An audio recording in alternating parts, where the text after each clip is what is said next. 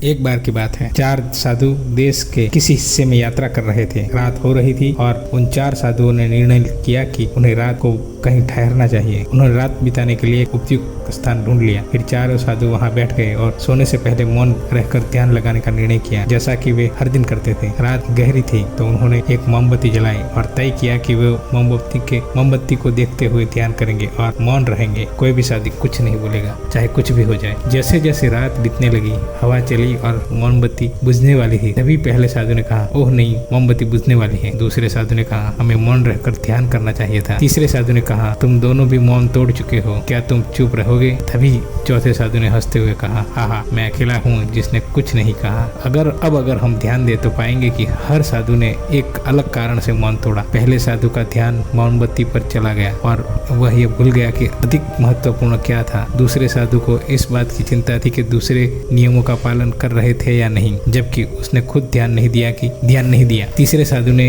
अपने गुस्से को पहले 2 साधुओं पर उतारा, जो कि उसे प्रभावित कर रहा था, और चौथा साधु अहंकार के कारण रास्ते से भटक गया।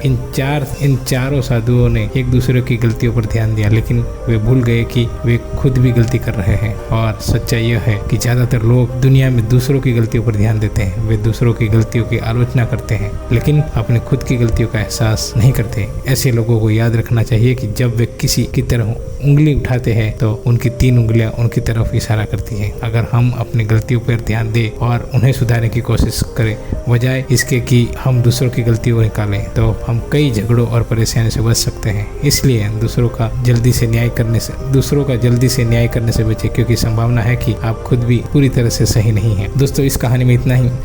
आशा करते हैं कि आपको ये कहानी अच्छी लगी होगी। अगर अच्छी लगी तो वीडियो को लाइक ज़रूर कीजिएगा, चैनल को सब्सक्राइब जरूर कीजिएगा, और मिलते हैं किसी एक और वीडियो के साथ। तब तक के लिए जय हिंद, जय भारत दोस्तों।